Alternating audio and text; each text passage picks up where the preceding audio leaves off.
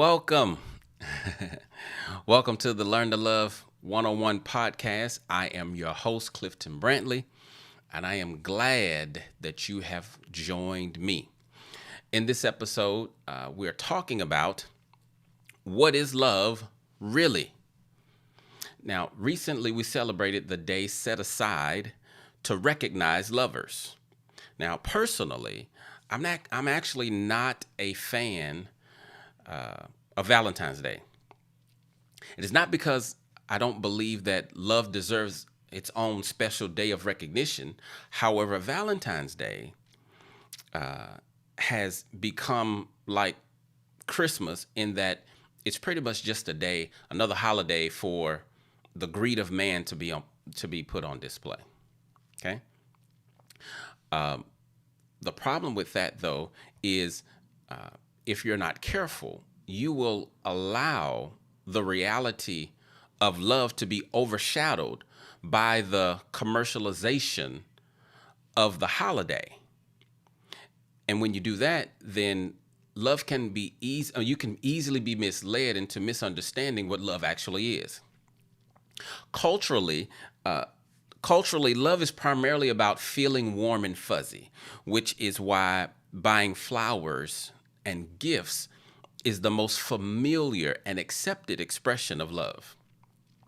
Love absolutely can make you feel warm and fuzzy, but also so can a glass of Hennessy, right?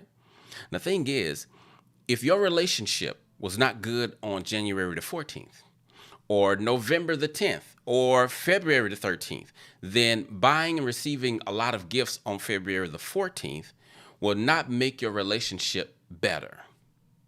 Now, it may feel better, or it may feel better on Valentine's Day, but unless you do the work to create a relationship that thrives, then you are setting yourself up for disappointment. Now, some of you may already be walking in that reality, but my goal today is to help you to do love and life better by helping you understand love better. So, I want to ask a question. Have you ever felt like love was not all that it's cracked up to be? Right? Have you ever felt like love is painful? It's too painful to do. Or have you ever felt like Diana Ross, only fools fall in love? Maybe you don't have a negative view of love, but you believe one of those, funny sayings like love is blind. Well, I'm here to tell you that none of those things about love are true. And the truth is this: the reason we spend so much time talking about love, trying to understand love, trying to obtain love, is because love is essential to our existence. The opposite of love at its most fundamental level is death.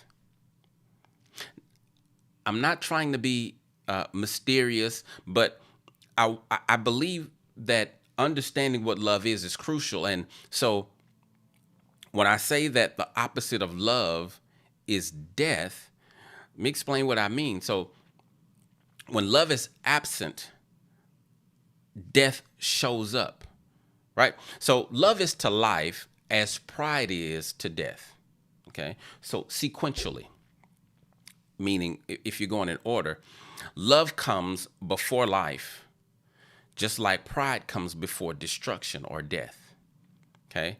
Love is about relationship and connection to others. Pride is about me and disconnection from others. Love leads to life. Pride leads to death. Dr. Timothy Jennings talks about the law of love. He says that the law of love is the principle of selfless giving. This principle is the foundation on which all of life is designed to function. Simply put, the law of love is the law of life. When you live in harmony with this principle that I'm talking about, this law of life, this principle of love, when you walk in harmony with this principle, it brings life, health, and happiness. Disharmony with this principle naturally results in pain, suffering, and then death. But the most fascinating thing about Dr. Jennings' observation for me was what he called the circle of love, right? He says that the law of love is a circle of giving, which is the law of life. You with me? All life is built on this principle because all life originates from God. Now, for those who are anti-God, just stay with me, right? I don't want to lose you. But you can see this circle of giving in nature, right? The oceans give their waters to the clouds. The clouds then rain over the land, giving their waters to lakes, rivers, and streams. You with me? Now, these smaller bodies of water give their waters to plants and animals, and then ultimately back to the ocean to start the circle again. Okay? Now, if a body of water separates from the circle and it ceases to flow, it stagnates and everything in it dies. So you may have heard of the Dead Sea, right? So the Dead Sea is literally a dead sea. And the reason that it is a dead sea is because it takes water flows into it from the Jordan River, but nothing flows out of it, thereby making it a dead sea. But then Dr. Jennings, he goes further in his observation, and he points out that we can see the circle of love in everything God creates, right? For example, when we breathe, we give away carbon dioxide to the plants, and then the plants in turn give us oxygen. It's a circle of giving, right? If you decide you don't want to give your carbon dioxide, like you want to keep it to yourself because it's yours and you want to, this is mine, I'm not giving it away. The only way to do that is to stop breathing. You're going to die, right? As a matter of fact, if you tried to hoard your carbon dioxide by putting a bag over your face or over your head, the carbon dioxide becomes the poisoning agent that actually kills you. Which means when you try to hold on to what you really should be giving away, it may become a great source of pain for you. You will not be able to be a healthy person if you do not give. And because we're talking about love, let me be more explicit. You will not be a healthy person if you do not love.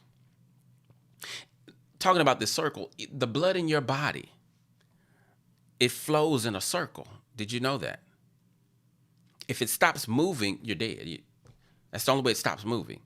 Your digestive system, circle. It is a design law or principle, which means it will never change. It's just like the law of gravity, right? Your ignorance of the law of gravity does not prevent the law of gravity from being a reality. So your ignorance of this law of love principle, your non-belief in the principle, your choice to not operate according to the principle will not impact the reality of how he designed life to work. So, one of the things that I've shared before, when talking about gravity, like if you decide I'm going to break, I don't care about the law of gravity and I'm going to just do what I want. You can do that, but you will suffer. Design laws have their own natural consequences, right? And the thing is, you won't suffer because God does anything to you. You suffer because suffering is a natural consequence of violating the principle. For example, you decide to ignore the law of gravity, and so you're going to attempt to fly to work by climbing to the top of your house and jumping off the roof, right? It won't take long before you find out that although you don't believe in gravity, gravity believes in you.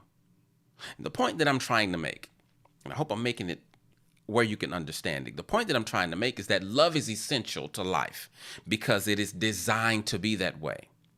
So then, because love is crucial to our emotional, physical, and mental health, I think it would be wise to have clarity surrounding the question, what is love really?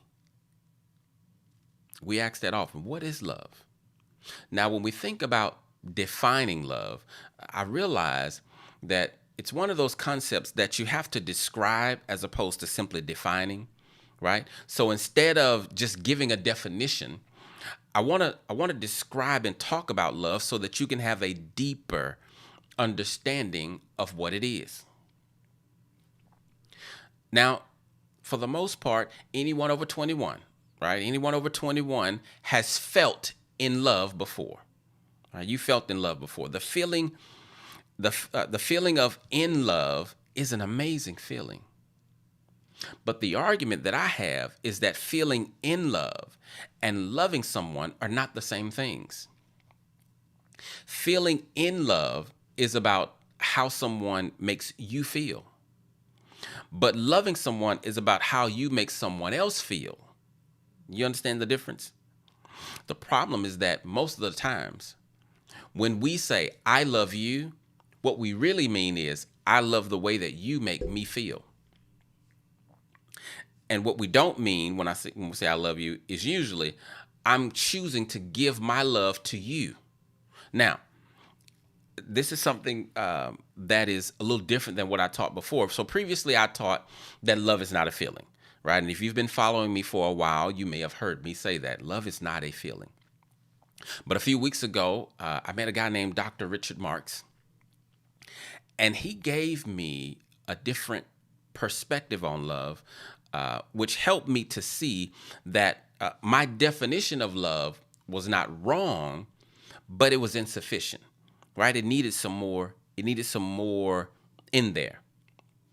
Actually, last week I had the privilege of spending 3 days with Dr. Marks out in Florida doing a marriage intensive, working with a couple on the verge of divorce. And man, in the 3 days, he was able to get them out of preparing for divorce to preparing to thrive, right? And I'll be talking more about marriage intensives later because that's something that I plan on doing. But he gave me a different perspective. So let me say it this way. This is our working definition of love, okay? So love is positive action towards the other, motivated by feelings for the other, okay? Now, the key word is motivated, right?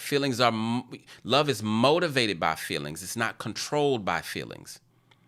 When your love actions are controlled by feelings, then you won't be operating in love. You'll be operating in pride, which is more about you than it is about the person that you're loving, okay?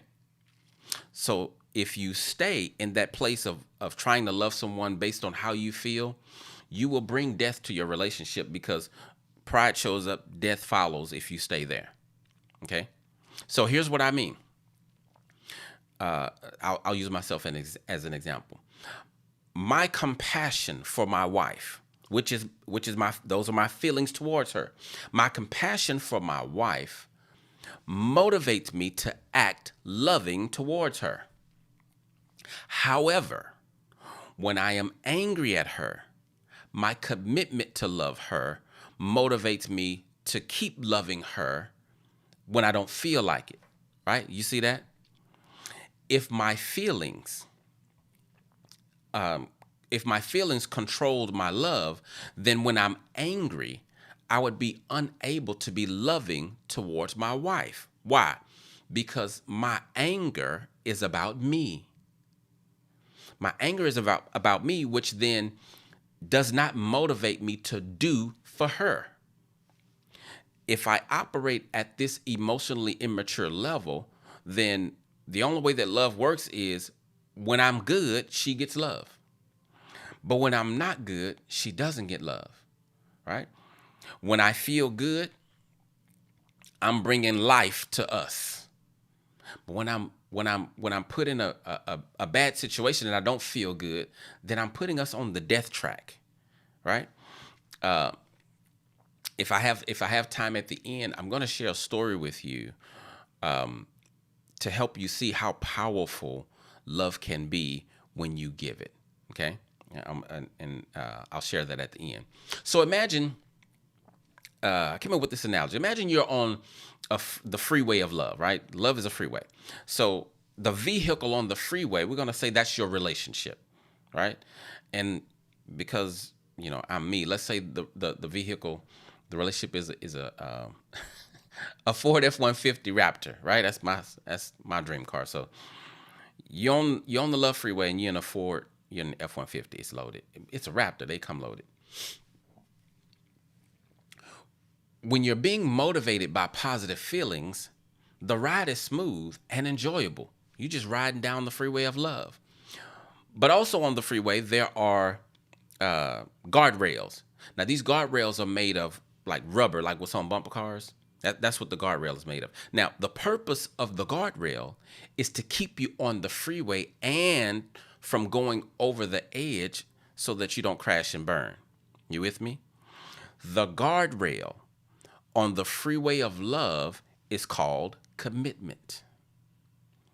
So when I'm on the freeway of love and something happens and I get angry and I don't like my wife right now, what keeps me on the freeway of love and what keeps me from going over the edge is commitment.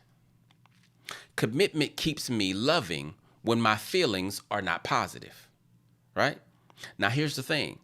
You can't ride on the guardrail for too long or you're going to damage the vehicle, your relationship, right? You're going to damage it. A love relationship that is based solely on commitment will become a heavy weight. Why is that? Because if we're loving solely based on commitment, then it means that needs aren't being met, which then means that the connection is becoming weak, which then means if we don't fix it soon, there will be no connection and the relationship will stall. And what you don't want is to be sitting on the freeway on the side of the freeway of love in a stalled relationship, right? It's like when there's corrosion on the car battery, right? You can have a good battery, but it seems dead because there's no connection for the electricity to flow to start the engine. Why? Because of the corrosion. Now, the way to fix that connection in that kind of situation, in general, is through conflict resolution and communication skills, which I've talked about that before, but I'm going to cover it again in future episodes. Okay. So putting it in the context of marriage, love is positive action. I'm restating the definition in the context of marriage. Love is a positive action towards your partner, motivated by feelings for your partner. Okay? Love is also a commitment. But something you may not have heard before or may not have thought of is this. Love is also a skill. Yeah. Because if love is something that you do, then it's something that you have to choose to do, which means if you're choosing to do it, then you can become very skilled at it, right? Love is a skill. And as with any skill, the more you do it, the better you become at it. All right? I heard someone say that whenever you do something for the first time, you're going to do it the worst you'll ever do it in the beginning. And so what that means is you're not going to start off being great at loving, but keep doing it, right? Don't stop. Keep doing it. Now, although love is a built-in need, it is not a built-in skill. All right? That's why the podcast is called Learn to Love 101. And I came up with that even before I was a therapist, because I realized that although all of us know how to receive love, Learning how to, knowing how to do it is something that we have to learn, right? We were not born with the ability to, we were born with the ability to love, but we're not born with the ability to do love at a skillful level, right? I think about when I first started doing woodwork. I had the ability to do woodwork, but I didn't have the skill. I hadn't developed the skill of woodworking so that I can produce quality material, right? So make it your goal to become a more skilled lover. And you do that by showing love. That's important. It does you no good to have love and you don't show it. Why? Because if you have love for your partner, but you don't show it, then how will they know that you love them? Like, how are they going to know you love? Because it's not something that you can see, touch, or feel tangibly. So you have to show it. So in essence, here's what I'm saying: become more skilled at showing the love that you say you have. Now, because it's a skill, when love is mature, it actually becomes a habit. What I mean by that is you just live a life of love, and you no longer have to try to no longer have to try to be loving in difficult times. So when I'm mature and love is a habit, my wife gets upset with me, love just comes out because I've practiced at it so much. I know the loving response to this attitude. I know the loving response to when she's disrespectful, right? And she will be. Why? Because she's human, not because she's a bad person.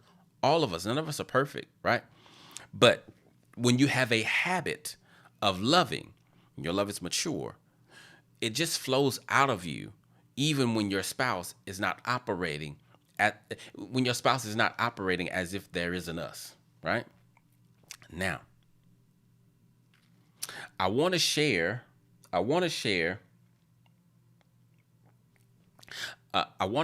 more aspect of love to help make things even more clear.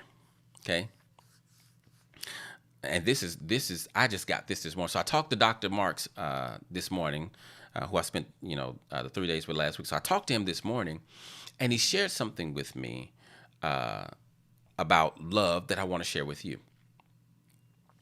And again, my purpose of sharing this is so that you can understand love better. So when we talk about love in general, we often misuse the word because we often misuse the word because we don't. So like in like Hebrew and other languages, well, I'll just say Hebrew because that's the only one that I know about as far as the Bible. But in the Hebrew language, there are different words for different expressions of love, right? But in the English language, all we have is one word, right? So when I say I love my wife and I love pizza, they sound the same, but obviously I don't mean the same thing, right?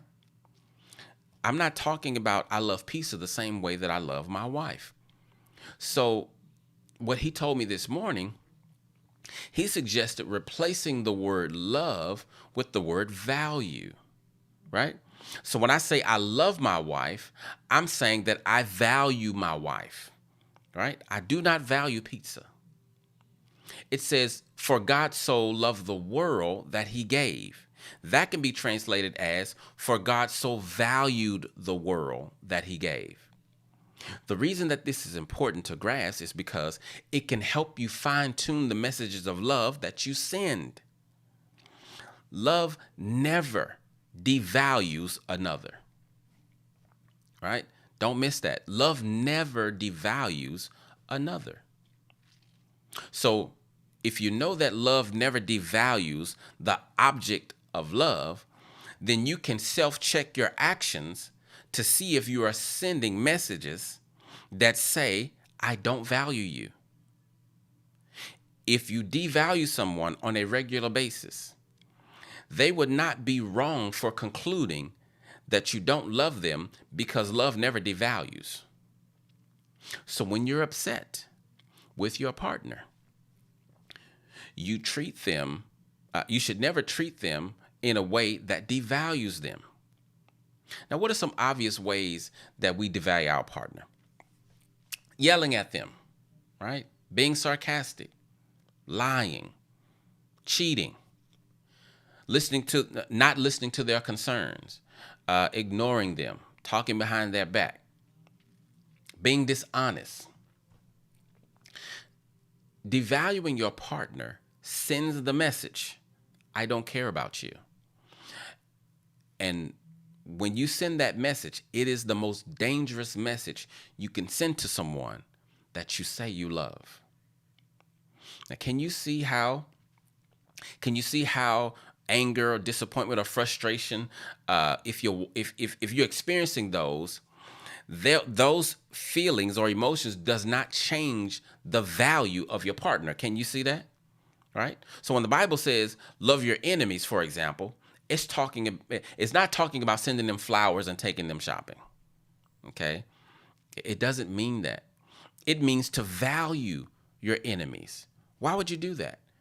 Because although you may not like their behavior, they're still human. They have value, right? So to value them doesn't mean to put them on the Christmas list per se. It means that you should not mistreat them, or you should not support the mistreatment of them, even though you may not want to have anything to do with them on a personal level. Does that make sense? I'm just trying to I'm trying to help you see that if you see love through the lens of value, then I believe it will help you become a better lover. Because although, it's like, man, I love you. When you see it through the lens of value, I just believe it hits different that way. That's why you shouldn't cheat on your wife. Not because she's perfect, or not because, you're happy. The reason that you don't cheat on your wife is because you value her. And my thing is, if you don't value her, then why are you holding her hostage? Okay? Because you value your husband, you don't talk to him crazy. You don't talk to him like he's a child. Because he's your husband, because you value his opinion. Because you value him, you value his opinion. You may not agree, right? But you don't devalue what he brings to the table. Don't forget that your spouse was not created in your image. So when you talk about loving them, you always keep value at the forefront. Am I making sense? I don't know why I keep asking y'all questions like y'all gonna answer me. But answer me in your head. Hopefully I'm making sense, right? Don't forget this. If you keep sending the message that I don't care, then you cannot be surprised when they walk out of your life. I'm going to say that again. If you keep sending the message that I don't care about you, you cannot be surprised when they walk out of your life. And sometimes when you're married, your spouse will walk out of your life without physically walking out of the marriage. It's called, I call it married roommates. So, okay, what is love really? Love is positive action towards another, motivated by feelings for the other. When my feelings are hurt, then my commitment keeps me loving. And because love never devalues the object of love, I can always use the word value in place of love to self-check myself to know whether or not I'm actually loving my partner. You got to understand that love always acts in goodwill. Love always acts in respect. So if I'm acting in goodwill and I'm acting in respect, I am valuing my partner. Even though she may make me upset, I'm still loving her from a place of value. This is why maturing to a place where love is a habit is the goal you should strive for. Now, earlier I mentioned the story that I wanted to share about the transforming power of love when it's received, right? So last week, I'm in Florida, and I'm working with Dr. Rick Marks, and the things that I was learning last week, I started to implement them right away, right? So what I did was So we learned this. We learned this. I say we learned. He was talking to the couple, but I'm taking notes, right? So we learned this skill about a communication skill. One of the things that he said is that, and please get this, because it sounds simple, but it was really like wow for me. It is disrespectful to offer someone commentary on their life without their permission. It is disrespectful to offer someone commentary on their life without their permission. So when I talked to my wife that night, I used the communication skill that Rick taught me, right? So I can't remember what we were talking about, but she shared something. And then I was like, hey, do you mind if I share a thought? And when I did that, she lit up like a Christmas tree. How I knew, because, well, for one, we was on FaceTime, so I could see her. Her facial expression changed. She smiled. It was like it hit her differently when I asked her if I could share a thought on what she shared with me, right? I heard it in her voice, right? I can tell by her response that love, that respect of her space, it hit her differently. And that came across as loving, right? So after that, I got another example. I think it was the next day. We were missing each other, right? We're newlyweds. We were really missing each other. I shouldn't say that. That doesn't matter. Hopefully, we'll miss each other forever when we're away. But anyway, so we were missing each other. So I sent her a text, said thinking about you. She sent me a text saying, missing you, with the sad face emoticon, right? Like Apple has the emoticon. She sent me the sad face. So I replied back to her, because I was in the class. I replied back to her, don't be sad, be grateful. But then later on, as I thought about it, I sent her another text and said, hey, I apologize for telling you how to feel. You have the right to be sad if you want to. Also, I did not ask. You didn't ask for my input on your emotions.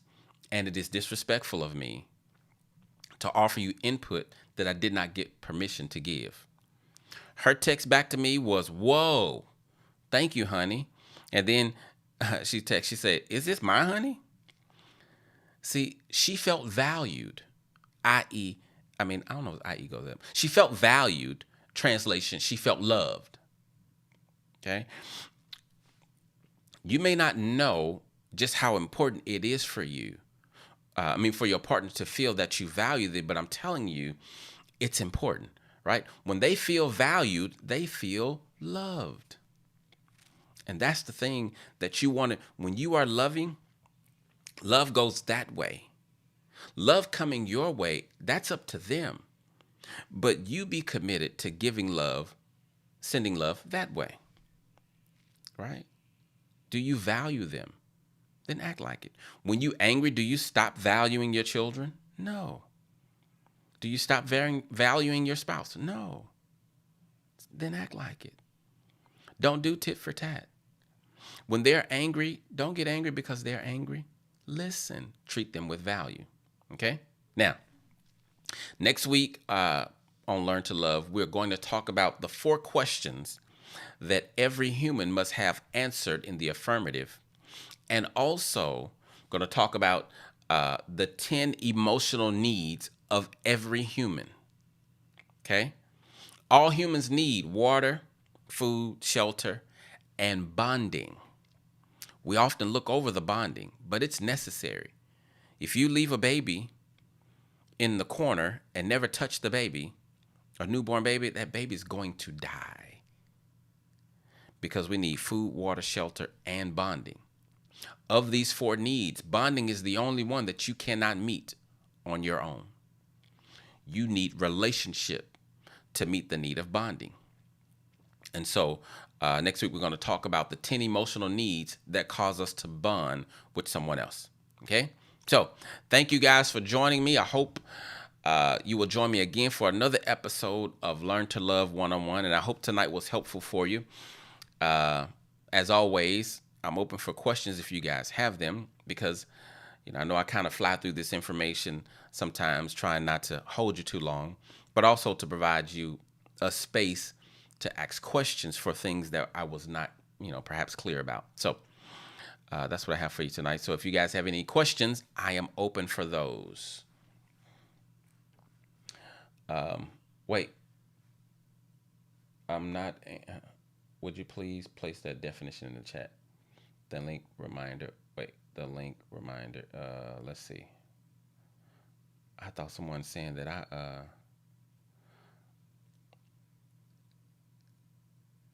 it's a loving feeling. Amen. Hey, Dr. Marks. I didn't know you was on here. The link in the reminder email isn't working.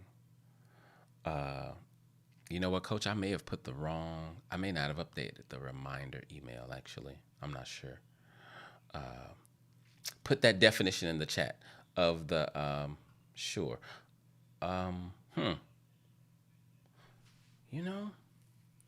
just realized when I'm broadcasting to multiple platforms, I don't know if I can. Let me go to, hold on, guys. Let me see if I can go to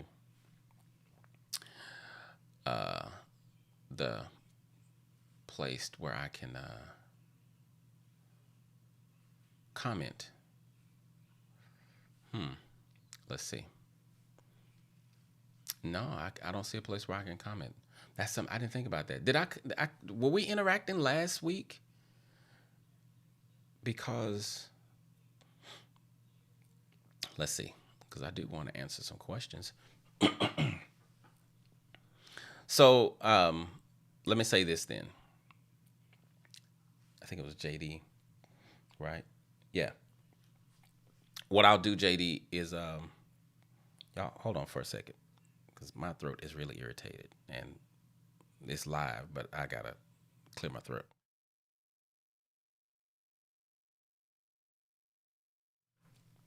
Okay, hopefully that worked. JD, what I'll do, I'll put it on there when I after the fact. But I'll say it again. Love is positive action towards the other, motivated by feelings for the other. The main part is motivated by, not controlled by. You feel me? So, okay. Any questions that I have? Yes, Sonya, you can watch the replay. Replay will be on YouTube, and then it'll just be on Facebook. So you should be able to just, play it over. And let me take this down so I'm not looking up here, because there's nothing up here. Make sure I'm looking at the camera. Okay. So I'm looking over here, see if you guys have any other questions. So I know that was, next week is going to be really good. We're talking about the 10 emotional needs that all of us have. And that's not my work. That will be Dr. Marks and, well, I got it from Dr. Marks, and I forgot where he said he got it from, but I'll have all that for you next week. It's extremely powerful. Let me see what, I just saw a question. Let's see what it says. If you fail to value your spouse and they leave, how do you correct your mistake? Well, you value them, but if they left, I mean, I don't know if you're going to get them back. You know what I'm saying? So, but if you fail to value your spouse, or you fail to value anyone, they're not going to stick around. Unless, if they do stick around, it won't be healthy, because they probably got some other things going on to where they're sticking around because they don't value themselves. And that's the thing. If you don't value yourself, it won't be easy for you to recognize. Well, I don't know about that though, because you still know how you feel when someone is devaluing you. You may not can put your finger on it, but you know when someone does something that speaks to, hey, I don't value you, it hits you. It just hits you differently, so you do feel it. So, correct your mistake. Let me answer it this way: learn to love, ask for forgiveness, changed behavior, because I've talked before. Saying I'm sorry and asking for forgiveness doesn't mean a whole lot of anything if you don't make a turn, right? That's why, in the Bible, when it talks about repent, it don't say, say you're sorry. To repent means to turn, means to go the other way, right? That word in the Greek metanoia, turn around, go the other way. And the example that I've given, if you're trying to get somewhere and you're going the wrong way on the freeway, when you realize it and you stop, that's only the first part. If you don't turn around and go the other way, it's kind of like that. You're still not going to get to where you're trying to get to. So I would definitely say ask for forgiveness, express that. And then you become a better lover, not for them, but for you. Why? Because it's the law of life. It's what we do. And if you have difficulty loving from an unselfish place, then do work on you to find out what's the story that you're holding on to that's preventing you from loving. So, and watch this. When we talk about love, loving yourself, value yourself too. So when you see you not treating you well, when you see you allowing yourself to be abused, talked to crazy, and all these kind of things, it might be a sign that you don't love you at the appropriate level because you don't value you. And you cannot value someone more than you value yourself. You're going to injure them if you try to do that. I think I'm garbage, but I think you're king or queen. Yeah, you're going to mess that right up. So don't do that. Okay? Get that fixed. Love is positive action towards the other. That is right. Love does not seek its own, right? Love, you can't get, so one thing I didn't say, love is not transactional. When I go to Home Depot, the relationship that I have with Home Depot, it's not a love relationship, even though I love their products. And I do value them at a certain level.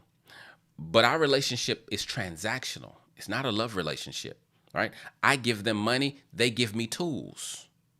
Love is not that way. I don't give love to get love. I give love because I value you. That's it. If you don't give it back to me, that's on you. And if I'm dependent on the love that you have, then that means I don't have my own and I haven't connected to the Father to fill up what's empty. If you try to get filled up by another human, you will suffer, right? That's not what this is. That's not what I'm talking about here, right? And that's why I ask you guys to ask questions, because I don't give you everything because I can't. We'd be here all night, right? So let's see. All right, so I guess that's it for the questions. Thank you guys for joining me. I really, really appreciate it. Join me next week. Like I said, we'll be going through the 10 emotional needs that all humans have and the 4 questions that every human must have answered in the affirmative. I know I've talked about that before, but I'm going to talk about it again as we talk about these core needs for next week. All right. You guys have a marvelous rest of the week. If you're in Houston or in Texas, I'm going to say Houston because I don't know what the weather was anywhere else, but if you're in Houston, I saw somebody post said, the weather out here acting like it's all beautiful, acting like it didn't try to kill us last week. That was funny, but it was a beautiful day, right? We didn't have to cover up, and it wasn't raining. The sun was out. It was beautiful. Let's hope we can keep it that way. All right, you guys, enjoy the rest of your evening and week, and decide today to be a great lover and give your love away. All right, y'all have a good one.